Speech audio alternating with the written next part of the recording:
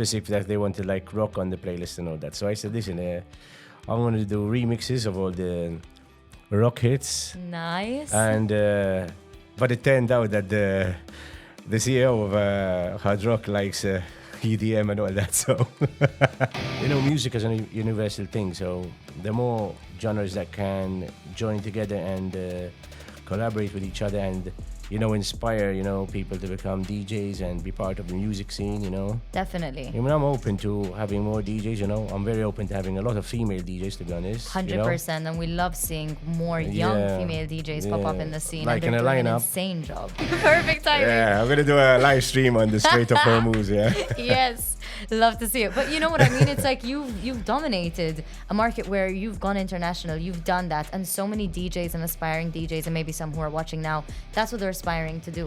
How did you manage to break through into the international scene as a local artist? Basically, I was working as a pool boy.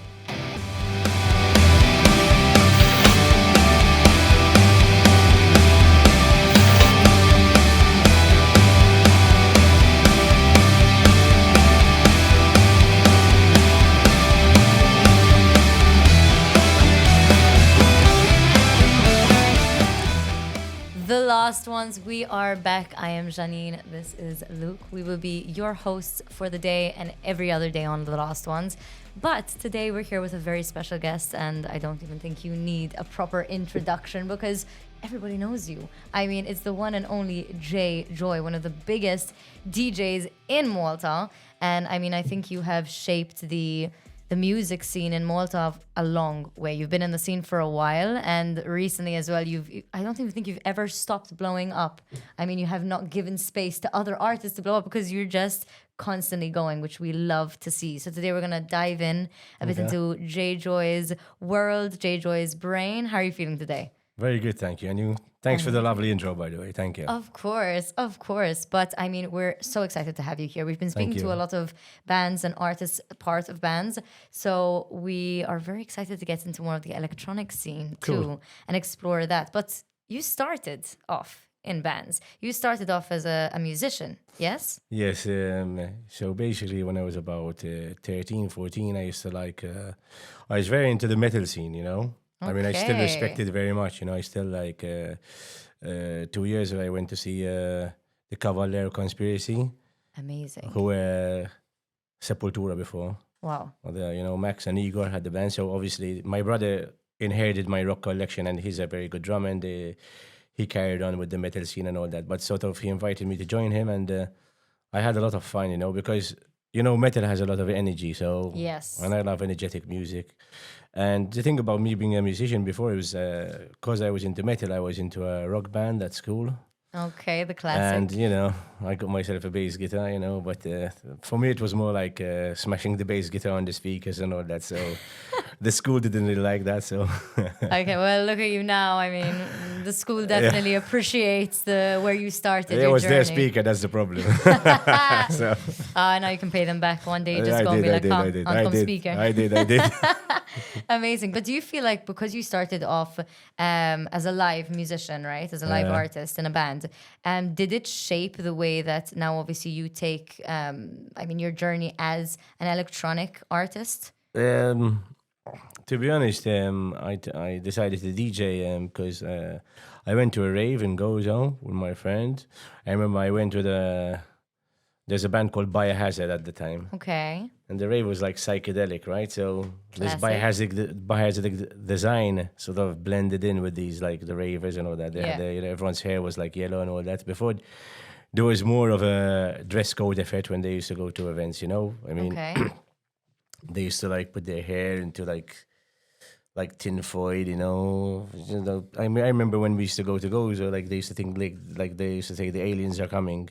Oh, So it was really love nice. it. Yeah. I love it. So I went to this party and This is like the performers or literally everyone at the no. party? It was actually Everyone. the attendees. Yeah, they used to, like Going all out. Dedicated. going to a rave was like them preparing for a wedding. They used to spend, and invest so much money in their costumes, their clothes, their hair, their makeup. There was a lot of art put to it. I mean, if you go to Berlin, they're still like quite like that. Yes. Berlin has the best culture ever with this. Music, fashion, all combined together. So It was a very cool time here for like you. I mean, nowadays they're so popular. These events like people will have to like to have have the style like that every day. So like, I don't think they can do it, because of work and all that.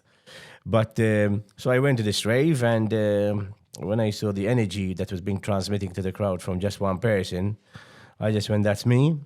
Wow. And I started learning how to DJ and all that, and I obviously start learning on psychedelic, which is technically the hardest style. And I learned on two bell drive turntables, which are like impossible to mix with. Crazy. So, yeah. Psychedelic. Yeah. JJOY gone Because psychedelic. the energy. I want to see this. the energy was there, I can imagine. And I mean, I will still put a couple of tracks into my set there and there because, like, to be honest, nowadays the psychedelic has become a bit quite popular with the young generation.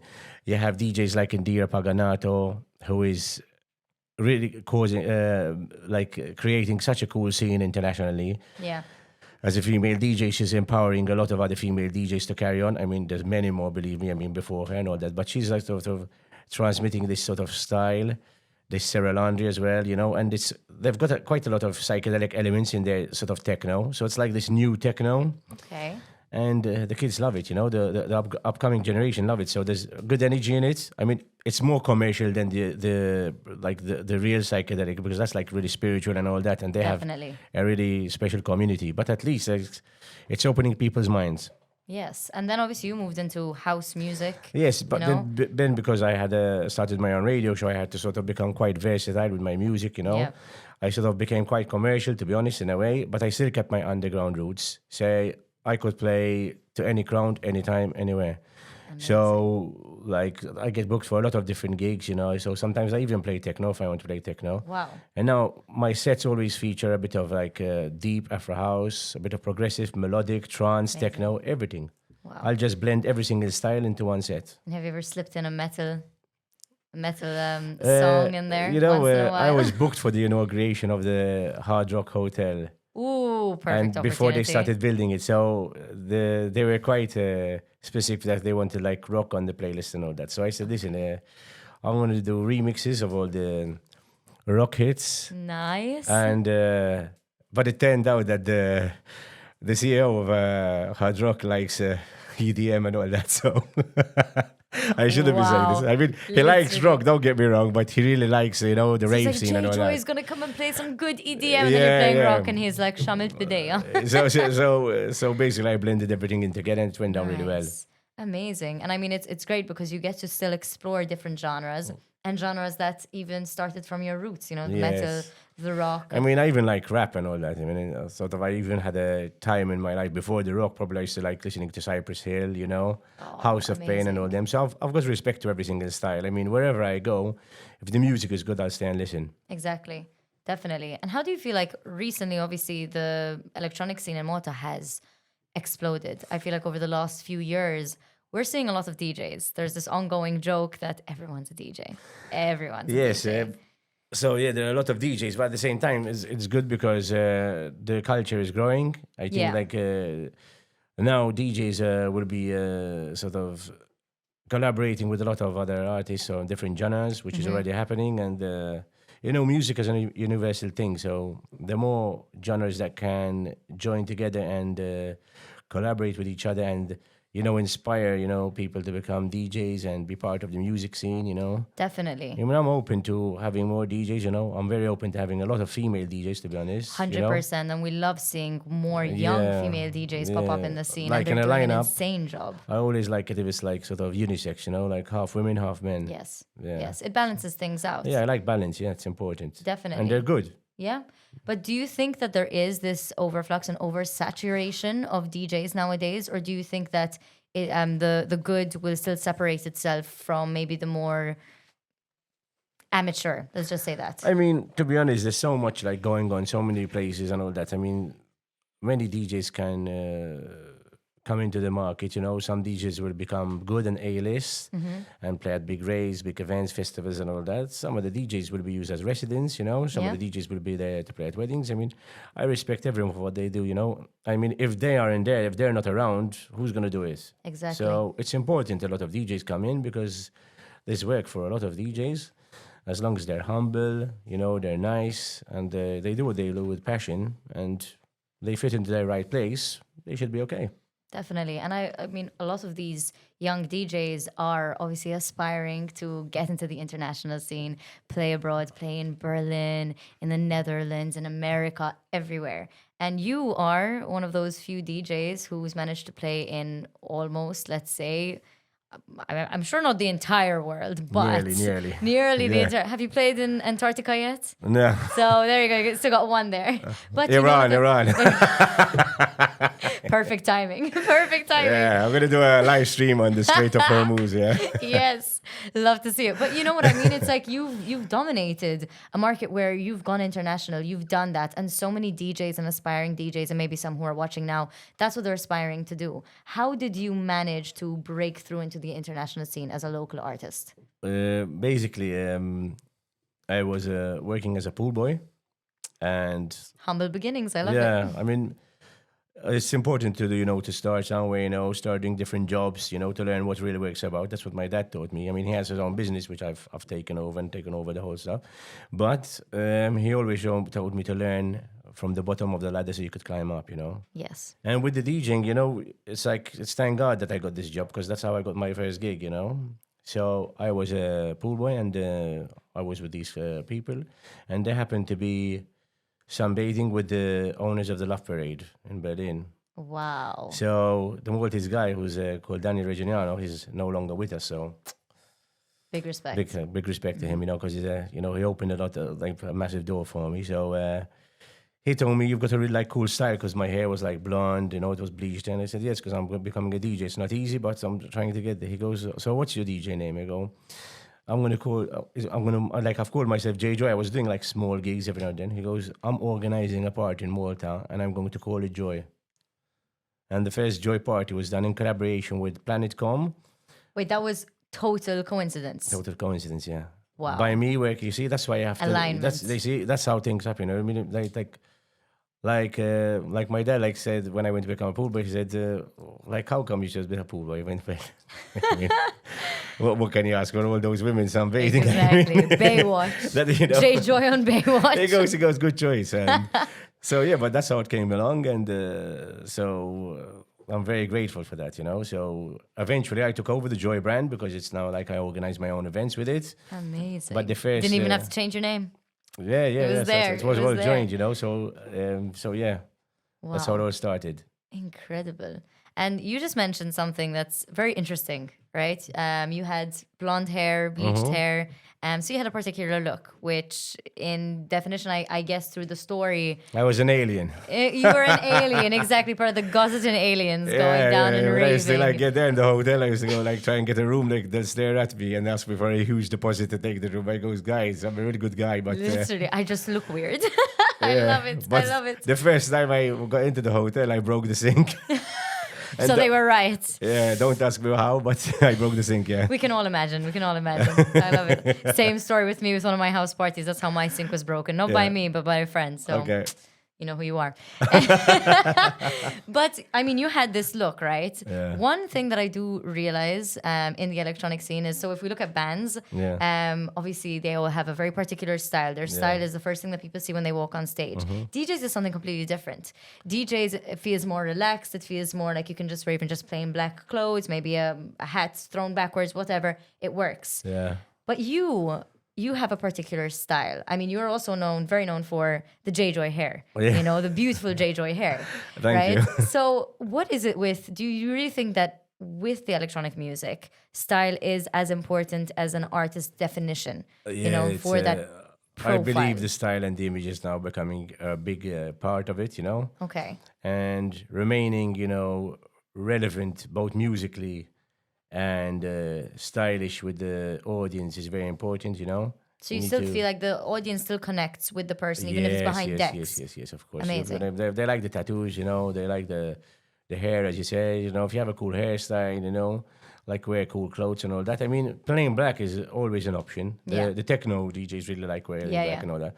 But then again, people that go to Berlin in Berlin, they have the best style ever, And so I think the techno community have a very good style in general. They keep it dark, but then they add those studs, they add good piercings everywhere, So I like sort of I take quite a lot of, I like wearing sort of leggings, which are blacks. I don't like wearing jeans anymore. I just wear tight leggings. Wherever I go, I don't care. It could be a wedding, whatever, I will wear tight leggings. Because for me, there's that sort of rock element, Yes. That tight sort of. Exactly. So. And the techno community, I think they've got a lot of style, which I like taking ideas from, It's inspiration, it's for sure. And it's collaborated well into the rave scene. It's great. It's a big part of it. Definitely. And like we were saying before, I mean, even the rave scene, even the people that attend, there's this sense of style, this sense of knowing who you are, this sense of ambiguity. I mean, it's very open and free, and you can feel that the crowd resonates with the music being played. Yeah. If you look at Burning Man and Coachella, I mean, the people, the way they dress in those festivals is like, crazy. Burning Man even more is like, it's unreal. Definitely. And I mean, through your travels, you've played huge festivals all over the world. What's the biggest festival you've played? Probably Exit Festival. I mean, the Love Parade, obviously. Yes. I mean, that's like 1.3 million. My God. But I think the Exit Festival that took place, I played at about 8 Exit Festivals. Wow. And now I'm going to play at one that is happening in Malta. Nice. A subsidiary festival that belongs to them. And so the first Exit Festival after COVID was like sort of something big for me because, of course, everyone was like really wanting something to happen. They had the balls, to organize the festival. It was the first festival worldwide. I mean, for me it was incredible. And, only 3 people got COVID after this festival with like 250K people. That's insane. So I just really like the way they dealt with it. When I spoke to because I had to do a COVID test to come back into work. And when I spoke to the doctors, they went, "What is COVID? We don't know about it anymore." So, yeah. Wow, that's incredible. And I mean, to be honest, when you're playing these big festivals, it's very easy to get sucked into that life of like, wow, this is what Malta could be like. This is what Malta could expand to the electronic scene if we do it right. I feel like in Malta, we've gotten a lot of festivals down as well from abroad. We have a lot of festivals here that cater both to electronic and to live DJs, but there seems to be still something missing. There seems to be something that sometimes doesn't resonate with certain artists. What do you think is missing within the electronic scene in Malta particularly? To be honest, I mean, I think we've gone a really long way. Hats off to all the promoters. I'm not going to mention them all because there's so many now. All the clubs, all the new venues. I mean, we have locally created festivals here that are known worldwide now. We have Summer Days, Glitch, festivals that are going away from the Maltese Islands and getting their name abroad. As I said before, Exit have come here and created a brand in Malta, which is called the Spiral Festival. Which Fatboy Slim is playing at this year, which is huge. You see, we have clubs like Uno, Giampulo, Cafe del Mar. Amazing. Toy Room, I mean, these are internationally renowned clubs.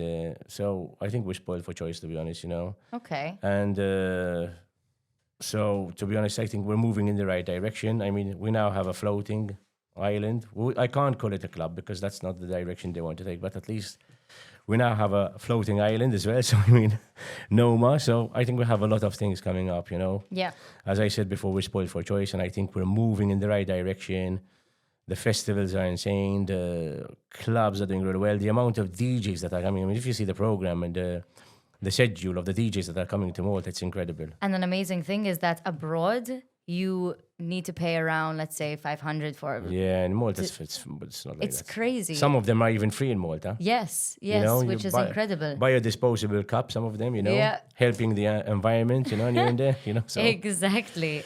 So I think we're moving in the right direction, I'm very proud to be Maltese, and seeing the Maltese Islands excel in such a way so far, seeing these promoters, these club owners invest, to me, it's obviously there's the support of the government as well. You have to take that into consideration because definitely government support has helped these people evolve into these spheres and directions. So we're doing well. I'm happy. Amazing. And obviously you've experienced both lifestyles of being a DJ in Malta and abroad. Yes. Right? So you've seen it all.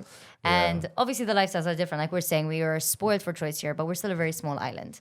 So that comes with a few tailored experiences. Let's just say that. How do you feel the lifestyle of being a DJ abroad compares to the lifestyle of being a DJ here? Here you can play a gig every weekend, but still need to have a full-time job. Obviously, it's not going to be able to pay your bills just playing music. There are lucky ones, of course, but you still might have to make side income to be able to live a comfortable life, right? No, I mean, I know a lot of DJs that do it full-time. Okay. You know, Wow. I know a lot of DJs that do it full-time in Malta. I mean, I could do it full-time if I want, but I have my own family business and Yeah. my own businesses, so which I invested when I was young. And so I like looking after, because at the end of the day, I wake up with certain projections. Yeah. And it keeps me sort of mentally Of sane, course. you know, because if it's just nightlife, probably I'll be quite a naughty boy, let's put it this way. So Man I of the think- night. I think these things have helped me, you know. Definitely. Like Balance. balance, Like yeah, the everything. balance is, Yeah. you know. So I'm not saying I don't party, because I'll be the biggest hypocrite and liar ever. So. We all But- know JJOY is a wild party animal. That's no secret. But there's balance, you know. Yes. But obviously, DJing in Malta, there's a lot of opportunities. As I said, there's a lot of clubs, a lot of venues. New and festivals constantly popping up, new events. I play abroad like every week or 10 days. So I'd always keep Malta as my base. I love the Maltese Islands. So you prefer the lifestyle as a DJ in Malta than the lifestyle as I a wouldn't DJ say abroad? I wouldn't say the lifestyle. I mean, I like my life everywhere I go because I enjoy life. Amazing. But I prefer being based here.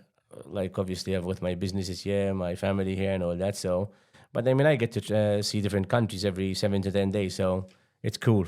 Crazy. It's cool. Amazing. And where was the most fun? So we spoke obviously about the biggest festivals that you've done, but where was the most fun that you've ever had in a crowd, either locally or abroad, where you really felt like, you know what, you came back to and you said, this is why I became a DJ, for this exact feeling? Because some festivals or some events are going to be very routine. You know, you're going to have fun up there, but it's the same old, same old. I But think there are- when I go to play in Ibiza or go, you know, obviously, apart from Ibizas. playing, I sort of hang out. yes, of course. And I like going to different parties, listening to different DJs. And obviously, Berlin's a a place which I sort of truly love. For all types, it's food, culture, you know, style, fashion, music. Berlin is like a very good place to go to. Amazing. Yeah. And does it not take a toll on you as a human being, as a musical artist, to be constantly traveling around, going back and forth between Malta and international gigs and trying to sort out, like we're saying, the balance of having a very relaxed life, but then also having to constantly be at it, you know? I mean, let me tell you what I did last weekend, right? Amazing. Let's go. This is just one episode of many. And I documented it because I'm going to start doing these sort of reels called 24/7 with JJOY. I started I mean, I should have done this ages ago, but I just decided, let me start like sort of. But is it really 24/7, or are we seeing you go to the bathroom, take a No, shit? no. Okay, No. all right. So not 24/7, maybe like 14 hours with JJOY. What I did in 24 hours, but without the The in-between. without the between. We could include them if you want, but I don't think it would be a pleasant sight. sure there's a niche out there for taking a that. shit, but I mean, I do spend 40 minutes, so. There we go. Here's it here first, exclusive. So basically, I had to go and play in Stavanger, Norway. Okay, wow. And my travel agent called me saying, listen, your flight back to Malta on Sunday by Lufthansa has been cancelled because of all this oil crisis and all that. So, and I said, okay, what's the option? She said, you have to come back on Monday. You leave Stavanger at 6 a.m. and you get back to Malta at midnight. I go, I don't think so. I'm not doing that. So I want to be back on Monday morning. I told her. So anyway, I told the club and they said, listen, we found you another flight. You leave at 6 a.m. I went, oh, that's good. So it's from the club to the Okay. airport. So I went to the airport at about 3, had an early dinner. I flew to Denmark, to Copenhagen. From Copenhagen, I went to Stavanger. I got to the club, played for 2 hours and a half. Okay. I got to the hotel room, checked in for 20 minutes, had a shower, did my hair. Of course, that's a must. Went back with the driver, went back to the airport, went to Krakow, Okay. and landed in Malta at 3 in the afternoon the next day. That's 24 hours. Do you think I went to sleep after?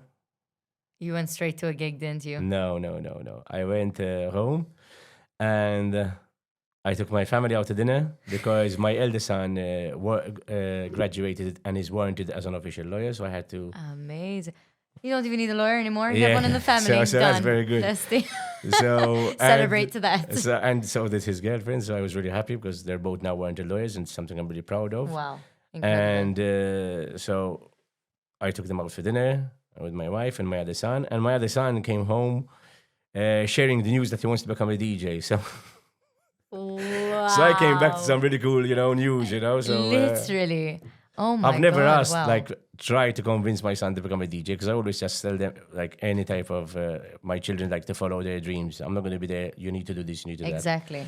So, wow, but you're obviously it supportive. It didn't go really down with the wife because she said another JJOY running around. Another JJOY in the house is going to drive me up the wall. So you see, now you can have house parties, different genres in different rooms. We're dominating the house, so it's cool, man. It's male domination in our house. I can imagine. Poor wife. Yeah, but that's incredible. She's got to cross a big cross. Literally. But obviously you're going to be supporting that through him. So it's going to be incredible. Was it something that you kind of want to share your knowledge with him, or is it something you want him to go on his own path? I told him I'm going to show him, but I want him to learn with 10 other DJs, not just me. I want him to learn with as many DJs as possible, because so many people have different ideas, and the more knowledge he has, the better. So I told him I want you to learn with everyone and as many people as possible. I even have people internationally that will help him. Amazing. Local DJs. I have so much respect to a lot of local DJ colleagues, so I want to try and get him to learn a bit of everyone. So and then find his own path. Yeah, and he'll find his own path, even musically and all that. I said, it's all up to you. Wow. Like today, I told him, look, this is your first exciting give you a USB. I told him there's 100 tracks, but give me a set of 20 songs. Wow. Oh, you're putting him to the test. No, just to see what he likes, what he doesn't like, And he started his first sort of lesson, learning the rhythm today. Wow. Counting 1 to 8, the beats of 8 and all that. And he said, can't we do it 1 to 5? I went, you can if you want, but if you want to learn how to play on vinyl, you need to do it 1 to 8. You see? And I want him to learn on vinyl as well. Of course. I think that is very, very important. We have vinyl there. Everywhere. Everywhere. And I mean, this whole vinyl versus CDJs, it's something that's big in the culture. I think that CDJs have taken over recently as well. Yes. But we have a lot of artists who are really going analog, which is great which to is really see. Cool. Definitely. With the CDJs, basically, if you play vinyl mode, you still have the same sort of feel. So, but I'll always say vinyl is vinyl. Yes. Obviously, the sound quality from a CDJ and through a CDJ is much, much better, For sure. However, vinyl is vinyl. It's like the OG of everything for us. So it's important, everyone tries to get a go at it. I mean, there's this female DJ I was watching the other day. She's, I forgot her name. Wait, Yasmin. Could it be Yasmin? Okay, yes. And I was hearing, I don't know her personally, but I was really impressed by the way she plays. I sort of got her productions. I played one of her tracks on my radio show because Amazing. I was really impressed. She has a real lot of knowledge about music. She learned everything, to become what she wants to become, which is really good. That's incredible. Yeah. And that support, I feel like, is very, very important within the music scene, internationally and locally. There's a lot of competition. Yeah, there's a lot of competition. A lot of competition. There's a lot of talented people out there. Yes. There's some people that aren't even known. They're hidden in their bedroom. They're playing and they just don't have that break. So there's a lot of competition on a production level. Definitely. Now there's AI doing its bit as well. AI won't take over completely, but I'm sure it's going to help musicians. Yes. Finesse their songs. Yes. Let's just musicians, but there are. I think people will also abuse of it. Yeah, but poor. It's not going to be respected if it's not going to be done with a human touch. Of course. We had a chat in a green room the other day abroad, and that's the DJs were going, listen, one day we might be out of work because clubs in China and all that are starting hiring AI DJs. But will the crowd follow? And then that's what I was saying. And then one of the promoters said, you're not going to have a problem because I don't think no AI is going to replace you. So I was really honored with that because I've tried to no AI has that hair. Yeah, Come exactly. on. Come on, man. But so I told the other DJs, the human touch is always the human touch. It's Definitely. In anything, 100%. So that's why I think even more so DJs need to support other DJs right now to be able to really push each other and help each other. Like one of my friends yesterday say he's going to get an AI girlfriend. I went, what the fuck, man? I mean, AI girlfriend. I mean, if it works, it works. No, I just stick to the That's human touch again. hilarious. Human touch it is, yeah. In relationships and in music. Yeah, in Human touch. everything. Yeah.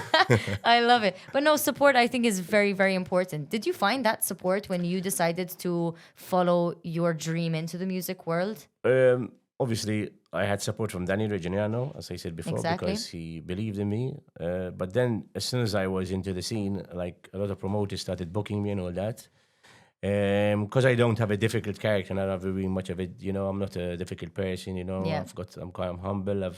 I'm respectful to people. You know, people book me. I mean, there are clubs that have been booking me for 25 years, 30 years. So Incredible. internationally in Malta, you know, so there's a lot of respect between me and the promoters and all that, and even most of the DJs, to be honest. I mean, I have no grudges against anyone. If they have a problem with me, it's their problem. and Exactly. it But remains there's their a problem. community feel there.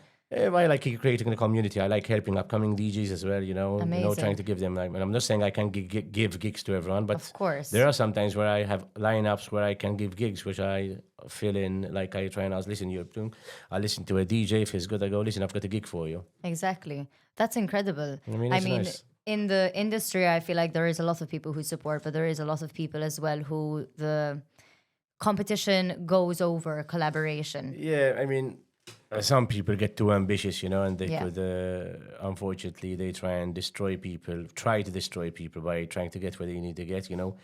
The other day, I heard a comment from a female DJ. I'm not going to mention names here because, don't forget, it's not etiquette, but a female course. DJ who I know very well told me one DJ once wrote online, how many promoters did you have to fuck to get these gigs? I mean, this is disgusting. When I heard That's this, I said, insane. come on, I mean, it's not respectful. And No. even if she did, you know, Yeah. even if she did, good luck to her. So, well, but that's not the comment you write on Facebook. No, You know? definitely not. You know, so it could happen between two guys. I mean, it could happen with two DJs, you know. Like when I organize an event and someone tells me, listen, we're coming to your event, or someone tells me, listen, there's another event we'd like to go to. I go, guys, if you want to go to that event, I'm not going to stop you. I'm not your dad Exactly. and I'm not God. If you're free to go where you want, you know. For sure. This attitude of, you know, a DJ or a promoter telling them you have to come to my place for sure, that has to go. People pay. I mean, even if they get a compliment, because there are people that get compliments, you know, Yes. roadies, you know, friends, promoters and all that, but they have the right to go where they want. And you should leave them go where you want. You know, freedom of movement. Freedom of movement. You know, it's like someone telling his girlfriend you can't go out. Yep. Or some girlfriend telling her boyfriend he can't go out. Because Exactly, it goes both ways. exactly, I've for heard sure. stories from both ends. Yes, definitely. So definitely. you need to give people freedom. I mean, dance music is about freedom, love, unity. So stick to it. Exactly. Yeah. And do you feel like you've ever gotten stuck within the industry where you said, okay, I do feel like I need to move in a different direction now because I need to explore new things? Or has it been a free-flowing selection so far? Like I've always been like I've always moved on with the times. I've tried to remain as relevant as possible with everyone and everything, you know. I basically moved into my own direction, you know. I don't like form part to any sort of groups or any sort of cliques. I'm like friends with everyone. I respect everyone. Obviously, I have friends that are closer than the others, promoters that are closer than the others, but I have no, like, I don't say I can't play there, I don't play there. You know, I'm universal. Because I've reached an age where I don't have time for drama, conflict, or confusion, you know. So you just want to share your music. yeah, that's it. So I'm basically like a one-man band. So like I love it. I make sure I'm always good with the crowd. I'm loyal to my people, you know, loyal to my promoters that like engage me, because when they do book me, they have full support from my social media networks. They have full support from me as an artist, you know. Yeah. If they want me to talk to the other DJs, you know, to tell them this, that, and the other, you know. So basically, They there's a have lot that of. access. I believe in respect. Respect is the biggest word in the world. Definitely. And obviously, social media is now a very big thing as well. Yeah. Where It's constant. It's constant. you're no longer just a DJ, you are Yeah. a content creator Yeah, to promote your music. Yeah. How has that journey been? Because obviously, when you started, it was all about the music, all about just how you make people feel through your hands playing music. I think- Nowadays, it's so much more than that. Now you've got 4 hours, 5 hours a day on social media. Yep. No joke. I mean, Yes, I think it's it a takes. full-time job. I think you can make 2 tracks in that time. You can Mm-hmm. make a track. I mean, in an hour. I mean, you can make a track in 2 days. It could take, depending on the track, but you need 5 hours a day on social media. Wow. You know, so you need to keep constant. You need You have to stay relevant. You stay relevant, that's the word, you know. So yeah, you have to create content. Did on you a daily find it basis. difficult to start creating content and start creating, getting into that world? I mean, there's so many like different platforms now. I mean, there's like don't forget we started off with Facebook, then we had Twitter, then we had Instagram, Yeah, and which then is we my had favorite TikTok. platform. Now we Yes, have TikTok, definitely. you know. And the thing about TikTok, obviously, you can upload loads of videos of you DJing, like to different crowds, different live streams. But as soon as you upload something really funny, you know, something really hilarious, that's when you'll get most of the traffic. Yep. So in a way, it's a bit frustrating for artists because they can create a really cool piece of music and like people will go on it, but then they can do something really stupid and funny, and they'll have more traffic. So Yep. it could be a Definitely. 5-minute joke Over 5 hours over a of 5 work. hour Yeah. like masterpiece, which is a bit frustrating at the same time. But you have to respect everything in its own time. I mean, this is the generation, you know. Yeah. And we have to respect it. Definitely. And obviously, as a musician, there are a lot of scary steps that you need to take. Scary first moves into the dark where you're Yeah. like, you know what, fuck it. I'm going to have to try this because this is where my career is going. And like we're talking about social media, but for you, I think one of those steps was possibly your first ever gig internationally, having to do that alone, having to go there alone and be like, okay, so I'm finally playing outside of the island. Let's see how that goes. Do you remember your first My gig first internationally? gig internationally was in Berlin, the Love Parade. Oh, that was your first one Yeah, abroad? first one abroad. Because That's a they big one. It was a big, My God. because the organized the JOY with Danny Reggiano on Malta were Planetcom who organized the Love Parade. So I went there after the first JOY party in July. How old were you there? I was about 17, Oh my God. and Crazy. I was just amazed, you know, when I got there. And when I got to the club, I played at Evec. It was a power station turned into a club. You know, it was like. Do we have any incredible. abandoned power stations in Malta, guys? I've been this is trying an to- idea. Yeah. Okay, I got the Yeah. thumbs up from Funk. That's I've been a trying. club. I've been trying Yeah, JJOY. to. I've been trying to like sort of shoot it out so it might happen. But I mean, as I said, we have very nice clubs. But Yes. this will like be really cool as a techno club. You know, I mean, industrial club. and Wait a techno- minute. Wait a minute. I forgot. I forgot. We have a very cool venue close to us.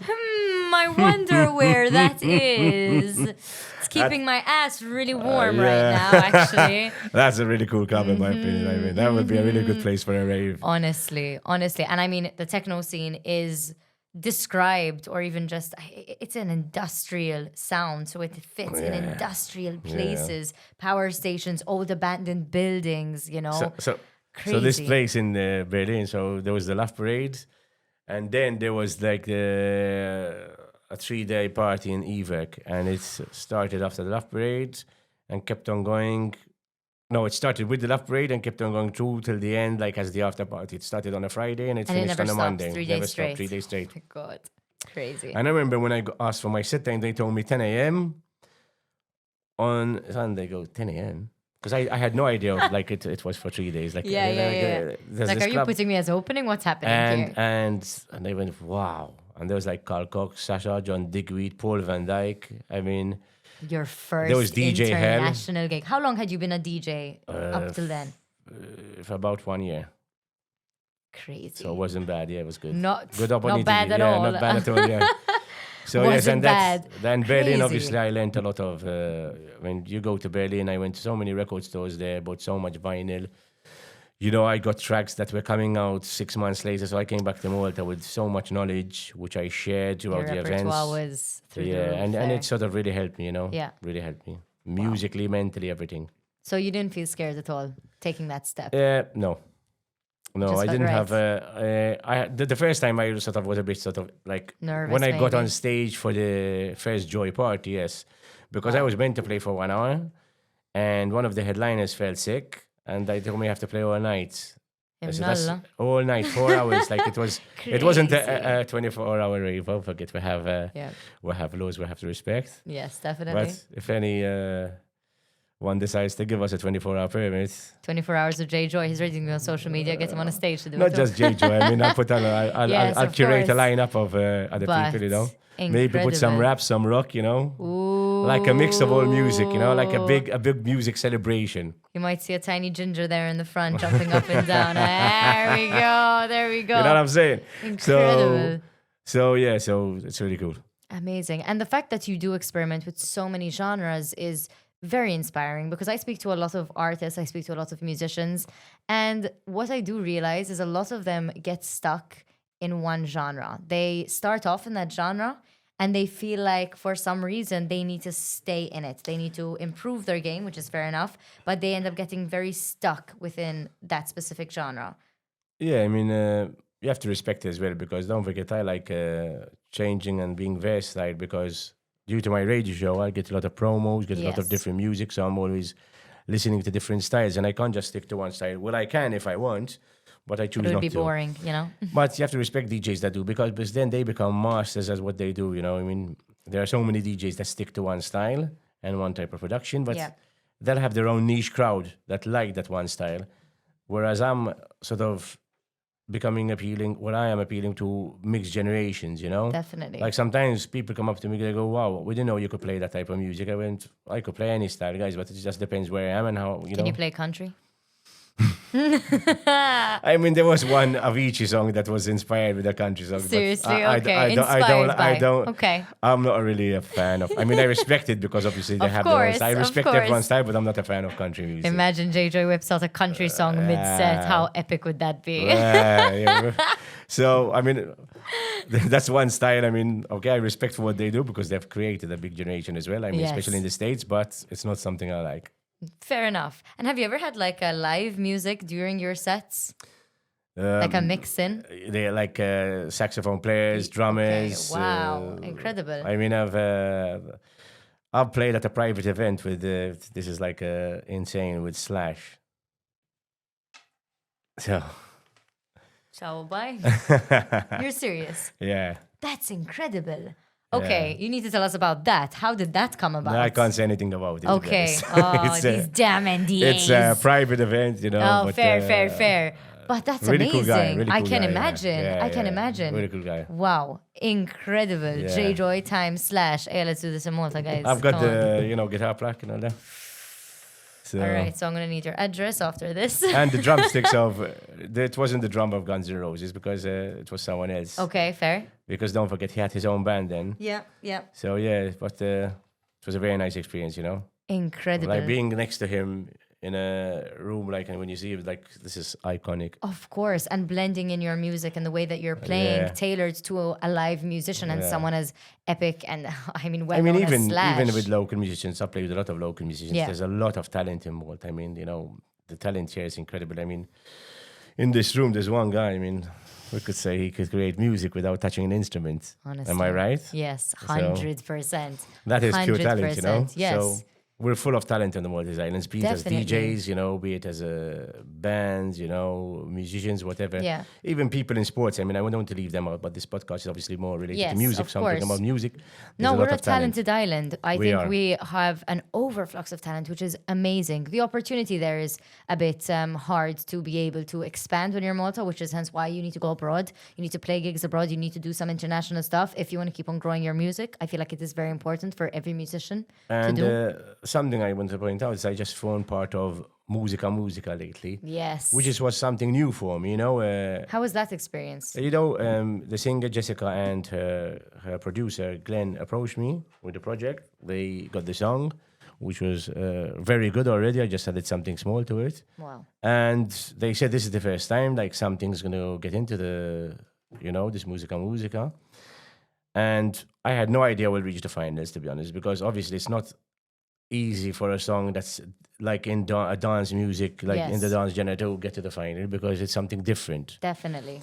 And it made it to the finals. Because people are looking for different. I feel like the music scene nowadays, there's so much out there. On Spotify, you can go and you can spend days and days and days just going through so many genres, even just a lot of shit, but a lot of good music as well. Yeah. There's a lot out there to choose from. It can be overwhelming sometimes. For this, I found out that for this, the 16 finalists were chosen from 200 songs.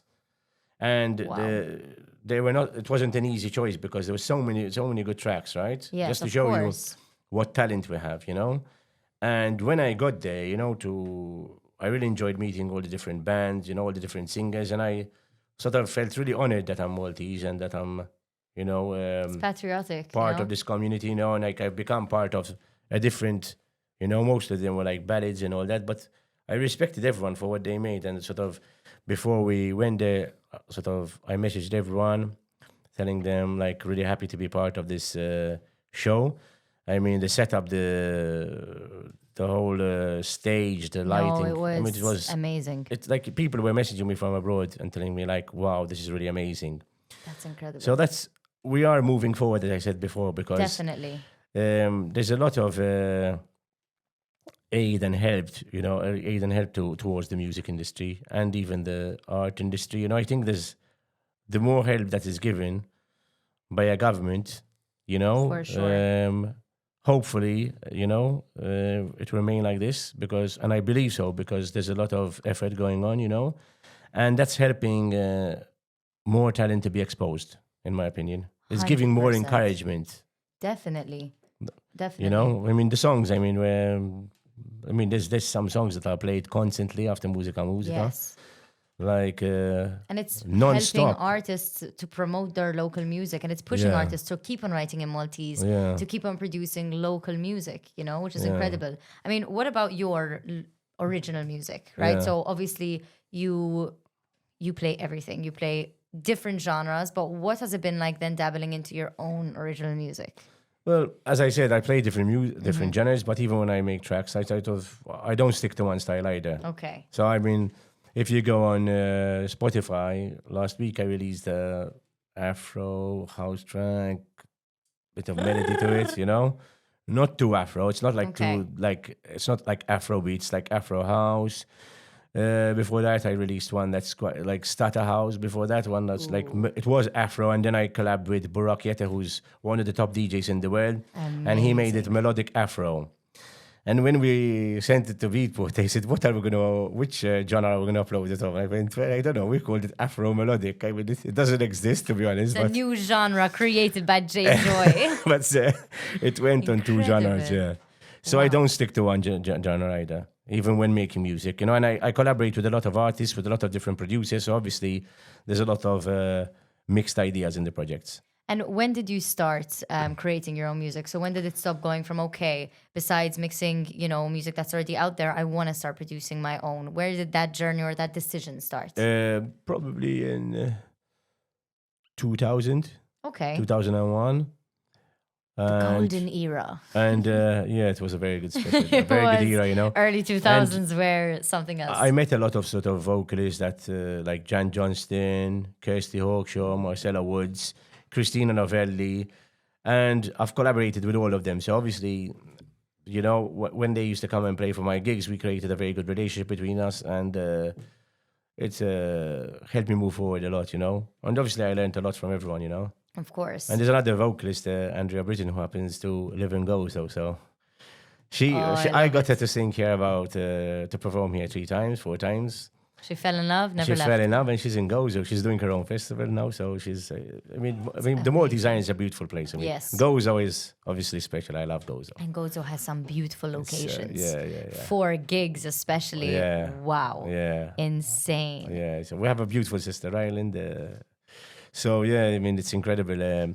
Another good story about Gozo is once Jan Johnston came, and I was going to do a party. It was my first JJOY Classics at Jampula, and there was a horrible storm, raining, and I had like 3,000 tickets sold.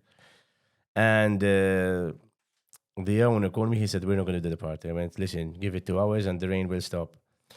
And I took Jan Johnston to Gozo. And went to Tapino. We just knelt in front of the church in the rain. And we told, "Dear Lord, please let this weather clear." And I'm not joking, the sky opened. It was like a miracle, seriously.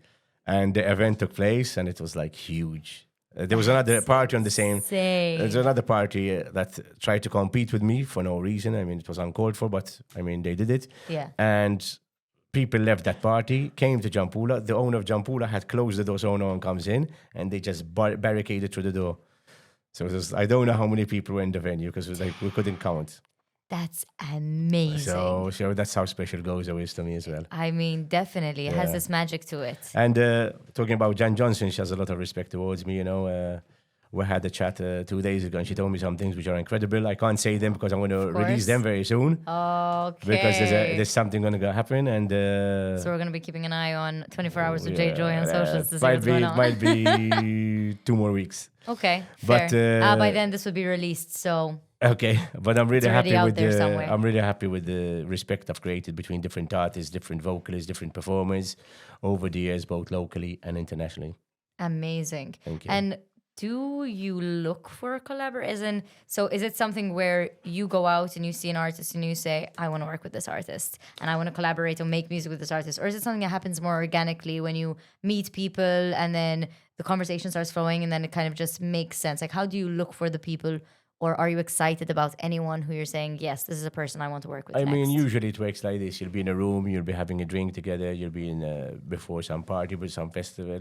And you obviously click. There's chemistry between the people. I mean, you can't work with someone if there's no chemistry.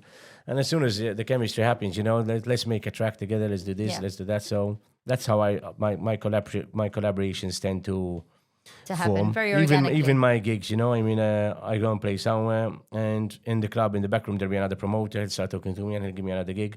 So I've always looked after myself, and exactly. Kind of managed myself, to be honest. Amazing. And I sort of organize things for myself, and make good connections. As I said before, I try to remain as respectful as possible with everyone, So definitely. I'll keep growing, and keep being relevant with everyone. Exactly. Awesome. I'm going to be 47 in 2 months. Incredible. Happy 1 month and a half. birthday. There you go. Thank you, so yeah. But Taran, advice. So go find JJOY somewhere backstage, have a good conversation with him, make music with him. Boom, done. Let's If there's good chemistry, of course, And for sure. Talking about my son the other day, I told him, listen, good, it's because now I can retire and knowing that you'll take over. He goes, no, forget it. I want you to keep going. I want to play with you. And, But that's so that's sweet, But one day you'll have to take over. He goes, I don't want. I want to stay there. And then when you JJOY decide, times 2. No, he'll has he gotten an artist name We're yet? choosing it. Yeah, Okay, yeah. in the making. It's going to be something for himself, I want him to have his own brand. Yes, definitely. His own identity. He wanted to put the word joy in it. I said, it's better. Let's create your own brand. Yes, So for sure. And that takes a lot of work. He might change his mind and go to something else tomorrow. So I'd rather not talk too much about it for now till it's, sure. because he might change his mind. Oh, that's amazing. The amount of times I changed my mind when I was young, what I wanted to do was incredible. So. But you're here doing what you love. Yeah, that's it, yeah. Which is amazing. And just to conclude, is there any projects that maybe you're excited about right now that you're working on that you can tell us about? Any kind of tiny little details that we can look out for? Big things that are coming this year for JJOY. Yeah, obviously I'm going to keep playing internationally a lot. I've got a lot of gigs coming up. Of course. My Joy Classics events, I've got one coming up on the 13th June. Nice. Where we've already sold 30%, and it's 2 months away, which I'm really grateful towards the public for this, because they show me a lot of support.